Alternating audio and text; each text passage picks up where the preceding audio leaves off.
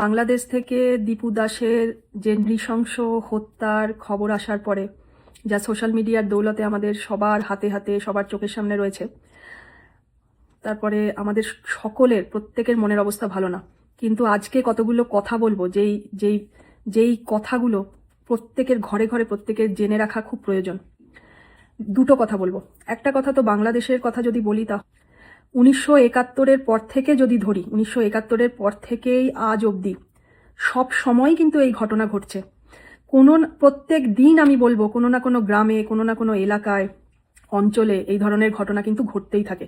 বিগত কিছু বছর ধরে আমাদের সোশ্যাল মিডিয়ার দরুন, এমনকি আমাদের মতো লোকেরা যারা সবসময় আমরা এসব খবর রাখি, আমাদের ফিডে প্রায় প্রত্যেক দিনই কোনো না কোনো ভিডিও আসতে থাকে কিছু বছর ধরে, যে কোন গ্রামের কোন ঘর ভেঙে ঢুকে সেই হিন্দু বউকে সবাই মিলে ধর্ষণ করছে। বা কিছুদিন আগের খবর ছিল যে স্বামী কাজেতে বাইরে গেছে, ঘরে ঢুকে মাকে আর তার দুই ছোট ছোট ছেলেকে, শিশু পুত্রকে গলা কেটে খুন করে দিল। তো প্রত্যেক দিন, আর এই যে ব্লাসফেমিটা একটা জাস্ট সাজানো প্ল্যান সব সময় থাকে ওদের। এর আগেও প্রচুর এরকম এসছে খবর যে মন্দিরে একটা কোরআনের বই ফেলে দিল বা কিছু একটা এমন করে দিল, সেটার দায় কাউকে, একটা যাকে টার্গেট করেছে তাকে দায় দিয়ে তুলে নিয়ে তাকে হত্যা, পুড়িয়ে মারা সব সময় আসে। আর এরকম না যে শেখ হাসিনার টাইমেও হয়েছে, প্রচুর হয়েছে।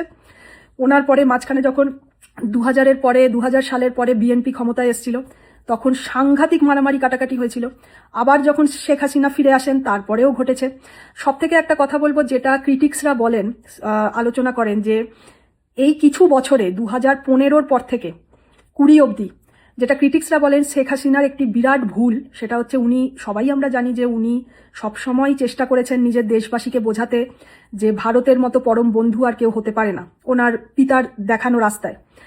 তো তা সত্ত্বেও ওনার একটা বিরাট ভুল ছিল, সমস্ত খবরের চ্যানেলে কাগজে যেটি আলোচনা হয়, যে 2015-র পর থেকে 2020 অবধি ভারতের বারবার ইনস্ট্রাকশন দেওয়ার পরেও যে বাংলাদেশে প্রায় কোনো জায়গায় লেখা থাকে 800-র মতো মিলিট্যান্টস বা টেরোরিস্ট চিহ্নিত হয়েছে, সিকিউরিটি ফোর্স চিহ্নিত করেছে, বা আরও অন্য জায়গায় অন্য সংখ্যা থাকে, যে ভারত বারবার, তার মধ্যে কিছু শুট আউটে ট্যাকেল করা গেছিল কিছু সংখ্যক, কিন্তু এত বিরাট সংখ্যক মিলিট্যান্টস, টেরোরিস্ট, রাজাকার, জিহাদি যাই বলুন, তো ভারত বারবার ইনস্ট্রাকশন দেওয়ার পরেও কিন্তু শেখ হাসিনা ভারতকে আশ্বাস দিয়েছেন বারবার যে হ্যাঁ আমি ট্যাকেল করছি, কিন্তু crackdown, I am doing the crackdown, আমি ক্র্যাকডাউন করছি। বাট অ্যাকচুয়ালি কিন্তু অনেক ক্রিটিক্স বলেন উনি শক্ত হাতে কোনো দিনই এটাকে ট্যাকেল করেননি। এটার দুটো কারণ হতে পারে। একটা, ভোট ব্যাংক অ্যাপিজমেন্ট, আমরা সবাই জানি তুষ্টিকরণের ভোট ব্যাংক, কারণ কট্টরপন্থীদের ভয় পাওয়া বা হাত থেকে ভোট ব্যাংক চলে যাওয়া, তাই উনি কিছুটা নরম হয়ে উনি এই কাজ করে গেছেন।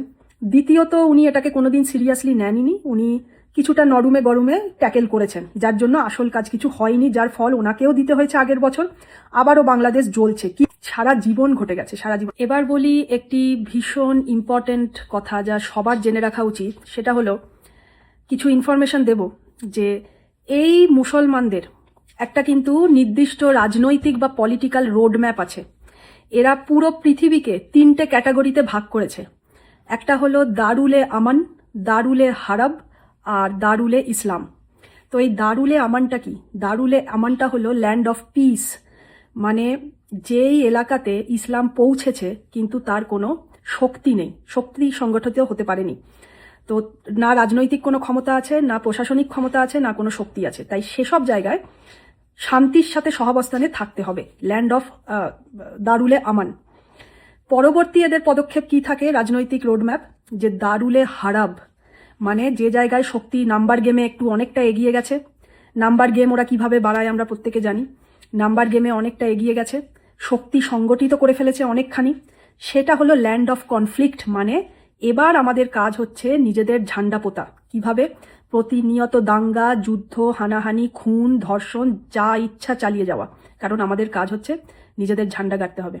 আর সর্বশেষ তো দারুলে আমান থেকে দারুলে হারাব, দারুলে হারাব থেকে সর্বশেষ হচ্ছে দারুলে ইসলাম, মানে জায়গাটাকে পুরোপুরি ইসলামের কবলে আনা গেছে। তার মানে ইসলামিক রাষ্ট্র গঠন হয়ে গেছে, আর ইসলামিক রাষ্ট্র মানেই হচ্ছে সারিয়া ল, শাসন শুরু হয়ে গেছে।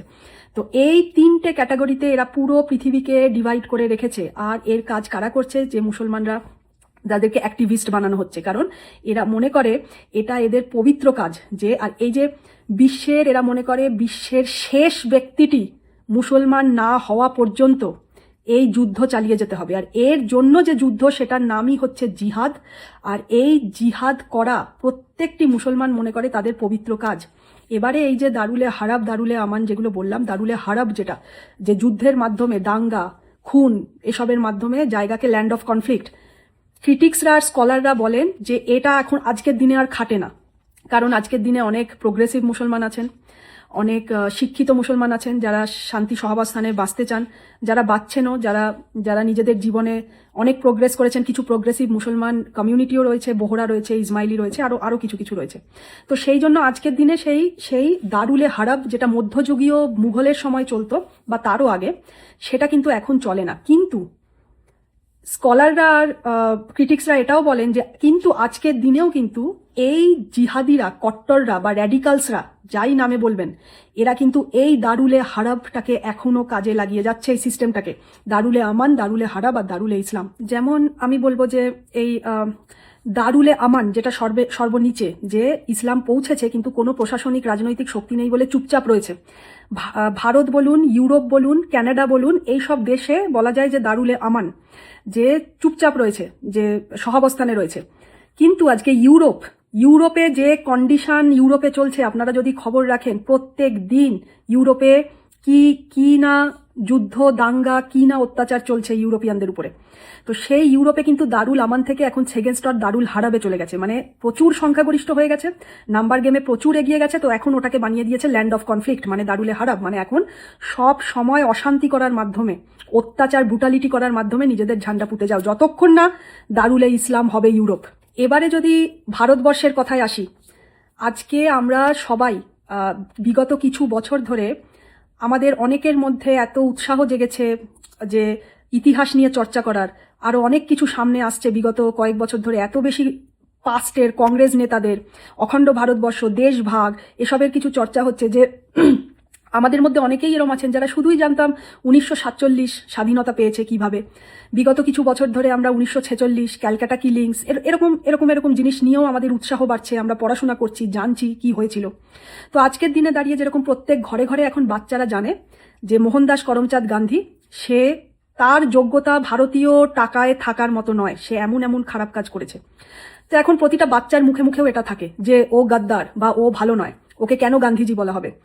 কিন্তু অ্যাকচুয়ালি অনেকেই কিন্তু আমরা এখনো জানি না যে অ্যাকচুয়ালি কি কাজ করেছিল বলে তাকে আমরা এখন এত অশ্রদ্ধার চোখে দেখছি, তাকে আমরা আর ক্ষমা করতে পারছি না।